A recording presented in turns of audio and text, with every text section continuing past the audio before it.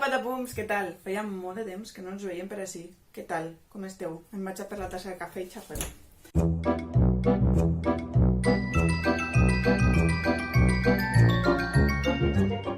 Bé, com podeu llegir en el títol, vinc a mostrar-vos el llibre de Feltre que he estat fent de temàtica musical. Es diuen libros sensoriales en castellà o quiet books en anglès i jo no sé com dir-li en valencià. Llibre bonico de música. No sé quin monyo porti avui. Bé, anem allà. Este és el llibre en qüestió. Està fet tot en coses que tenia per casa. Perquè jo ja feia molt de temps que els quiet books estos, quiet, no sé com es pronuncia, els llibres sensorials aquestos de tela m'agradaven molt. I són per a un públic infantil. I vaig dir, per què no fer-ho també per a música? I em vaig decidir una nit, vaig fer els esbossos, que els tinc per així. Vaig decidir quin tamany era el que volia, que és este. Ho faig tot primer en paper. Després vaig decidir els tamanys, els quadradets, però vaig fer una rèplica en xicotet. I així anava dibuixant quines activitats volia que tinguera el llibre. El vaig fer en xicotet i després ja tot el més són plantilles que em vaig fent. Això és un puzzle que ara veureu. És el puzzle. Em vaig fent plantilles per a després convertir-lo en realitat. Crec que té, a veure, 1, 2, 3, 4, 5, unes 5 activitats manipulatives de temàtica musical. Sensorial no és manipulatiu totalment. I què més? Això, la nit anterior vaig fer els esbossos de com volia que foren i vaig estar tot un dia fent este llibre amb coses que tenia per casa. Cost 0. Ja sabeu que sóc una loca de les manualitats i que ha estat plovent estos dies, així que a tope amb el que tenia a casa. Per què? Veureu que moltes de les fulles de les pàgines del llibre són de color vermell, són de color roig, perquè jo no sé per què tenia tant de feltre roig, però igual tenia 5 fulls grans de feltre roig, no sé per què.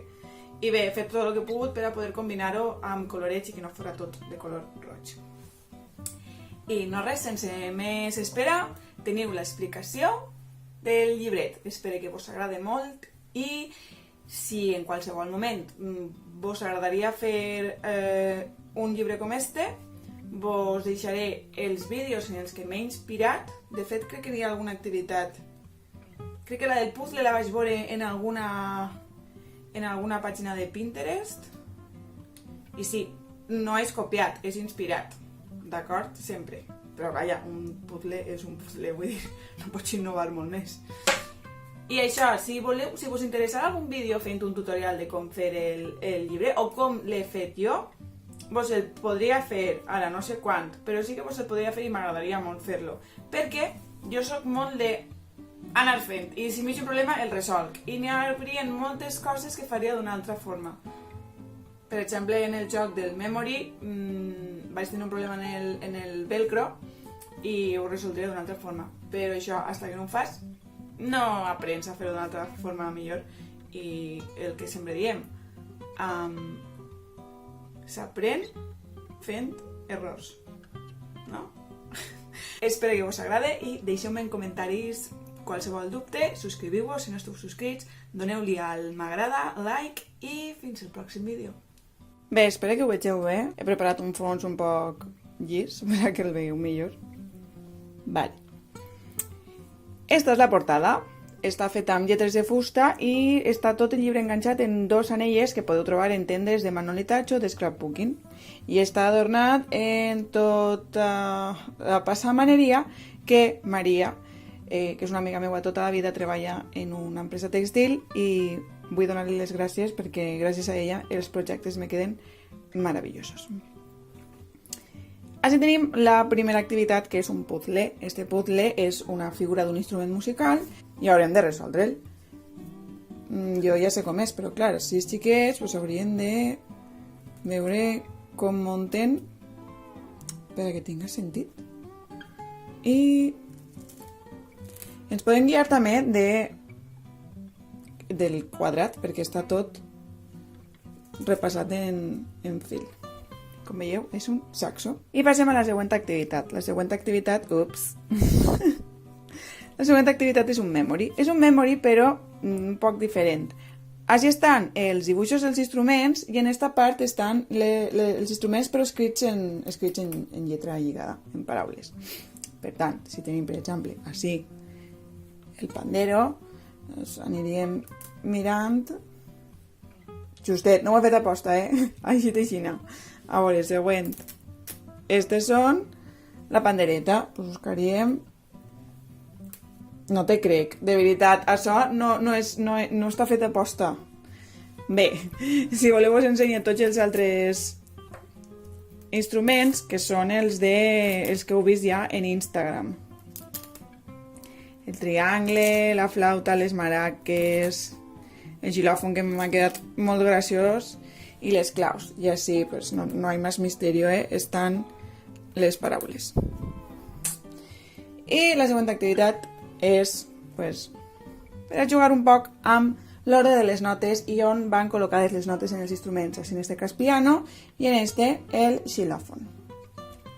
Agafaríem les notes i les podríem ficar en les peces que són o simplement jugar a que estem tocant el piano i anem a fer un superconcert en el Palau de la Música, per exemple.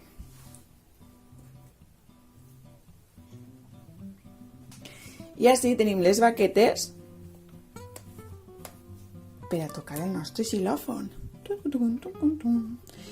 Que també podem col·locar les notes en el xilòfon relacionant color amb la nota, que són els colors que ja coneguem tots, que el vermell i el roig és per al do, el taronja és per al re, que tenim en les campanes, en els boomwalkers, mai sé pronunciar boomwalkers. I així podríem treballar l'escala i les notes. I aquesta ja sí que és per a més majors. Així nosaltres composarem els nostres ritmes. Dins d'esta butxaqueta n'hi ha figures musicals que són estes per a completar compassos. També he retallat els compassos i les línies divisòries dels compassos per a poder-los posar. Per exemple, en aquest cas seria el compàs de 2 temps. I vull fer 2 compassos. Doncs tindré. Vull fer el compàs de 3. Doncs vull fer de compàs de 3 compassos, va? Vaig a currar-me un poc més. I també està posat el 4. Hola. El 4. I com veieu està ple de figuretes de fusta que jo aniria completant amb elles.